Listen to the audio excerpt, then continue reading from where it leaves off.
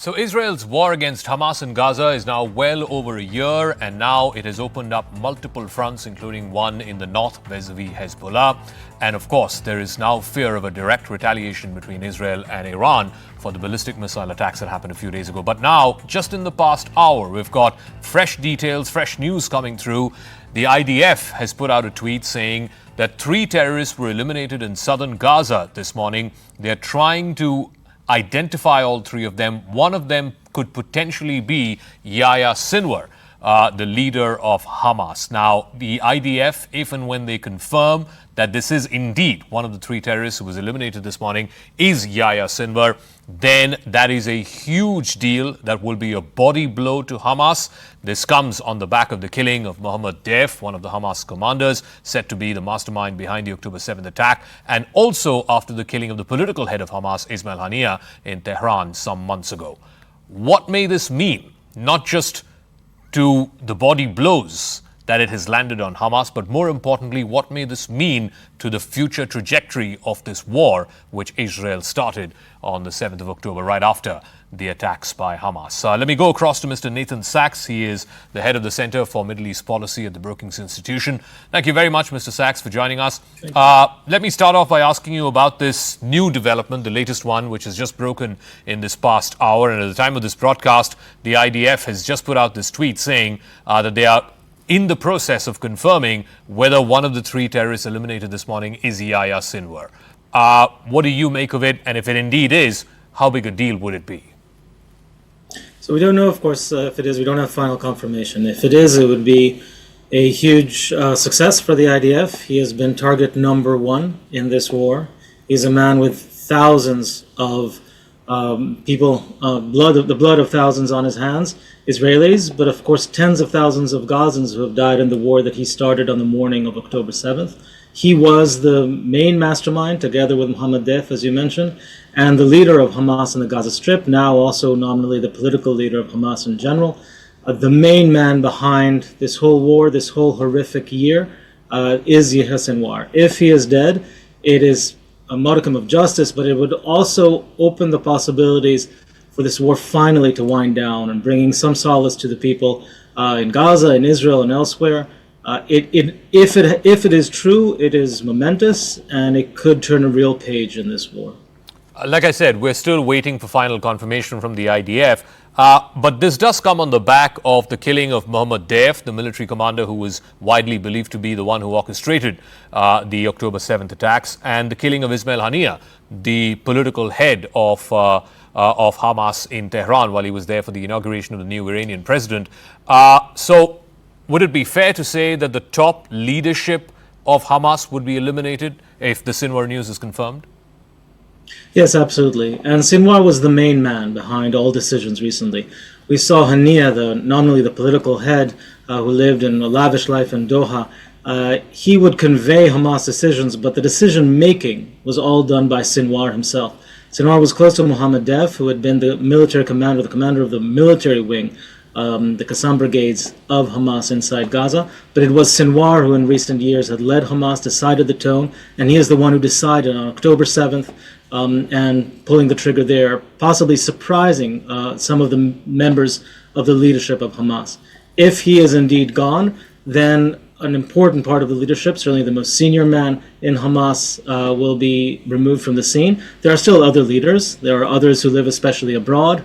But it would be a major blow, of course, of Hamas, which is already in shambles, and alongside the Gaza Strip, which it governed for years and is now brought to complete ruin under Israeli fire. You did say a moment ago that this could potentially pave the way for Israel finally sort of moving in the direction of culminating this war. Could you elaborate? Yeah, so major military operations in the Gaza Strip by Israel have already ended. The problem is that no alternative has been put in place to Hamas. So Israel is now focused on the core of the axis that's fighting it, which is Iran, and especially its more stronger proxy, Hezbollah in Lebanon. Hamas, the weaker proxy in a sense, really not a proxy, but an ally of Iran, a loose ally, had already been defeated to a large degree. The problem in Gaza right now is a vacuum of power. So Hamas has been degraded dramatically, but nothing else has been put in place. So the big question is, can there be something put in place? Could negotiations for a ceasefire and hostage deal be resuscitated? There are still 101 unaccounted for Israelis who are held hostages, either dead or alive, by Hamas. And that is a very important political issue inside Israel. A deal, if there was some replacement to Sinwar who could negotiate this, a deal that would allow for their release and a ceasefire in Gaza that would permit reconstruction in Gaza, massive aid to enter the Gaza Strip, that would be a very welcome development. I think the killing of Sinwar, if indeed he is dead, would help it dramatically. If he is not, we may be into for many more months of this. So then the question is, as you alluded just a moment ago, who or what replaces this vacuum? Who would be the most acceptable person for Israel if indeed this is confirmed and we need to move in the direction of a ceasefire? Who may be the person or persons who Israel would find most accessible to do, or amenable, if I can use that word, to do business with, to move in the direction of a ceasefire? So there's two real questions in there. It's a very good question, and as we should unpack it into two parts. The first is who could negotiate for Hamas on a ceasefire? And if it's not Sinwar, then Hamas, which is quite a black box, would likely appoint someone else de facto or officially to speak for them and to make the decisions. It's a rather opaque organization, and Israel has absolutely no say on what happens inside there. Who governs the Gaza Strip, at least from a civilian perspective? Who might begin the enormous task of reconstruction there? That is a second question, and there it is someone who would need to be acceptable to quite a few parties that disagree on a lot.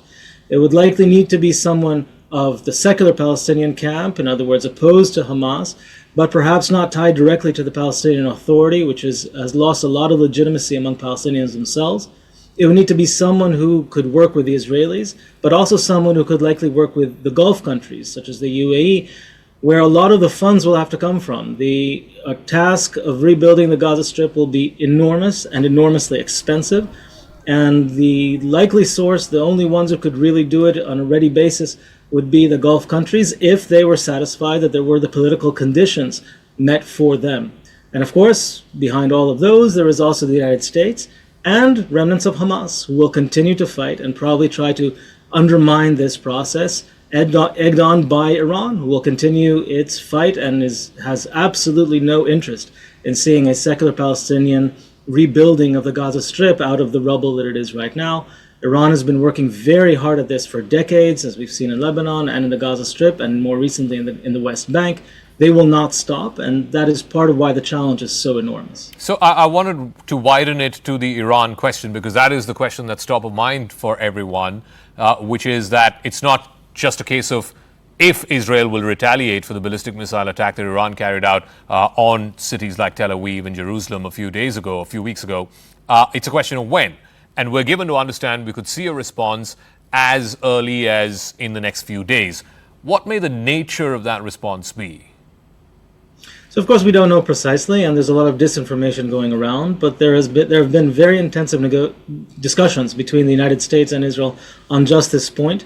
The administration in Washington is very wary of an extensive Israeli attack, either on oil facilities and economic facilities inside Iran, or on the nuclear sites in Iran and the nuclear program, which has been advancing dramatically in recent months and years. More likely, we would see in the short term an attack on military installations. That does not mean it's a mild attack. It may be a widespread attack. We have here a negotiation through fire between Israel and Iran. Until April of this year, April 13th, Iran had never attacked Israel directly. It had always fought via Lebanese and Palestinians. Now that it has fought directly, Israel is struggling to bring back the old rules of the game where Iran dare not attack Israel directly, and Iran is very keen to establish a new equation where it can attack Israel directly with semi-impunity. So then the question is, the nature of the response from Israel needs to be heavy enough, painful enough to be seen as retaliatory for what happened a few Tuesdays ago, and at the same time that it doesn't push Iran into a corner where it has no chance but to escalate further. Exactly, and so there's a very difficult and extremely dangerous needle to thread. The attempt would be to deter Iran from firing again and push it back into the old rules of the game in a sense, but at the same time avoid a situation where they truly feel they're back is against the wall and they have nothing to lose and simply fire everything they can. That is a very difficult needle to thread, as I said, and also a very risky one. We are not far from full-scale escalation.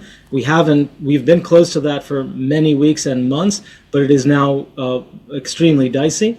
But just to make clear, a no response would leave us in the same situation. We would still have Iran operating via proxies and trying to foment what it sees as the destruction of Israel very, very explicitly. And therefore, at some point, Israeli responses and going back to it. So the question is, can a modus vivendi be reached where the retaliation deters but fails to bring about full-scale escalation? All right. Natan Sachs from the Center for Middle East Policy at the Brookings Institution. Thank you very much for your time, your thoughts and perspective. Thank you. Thank you.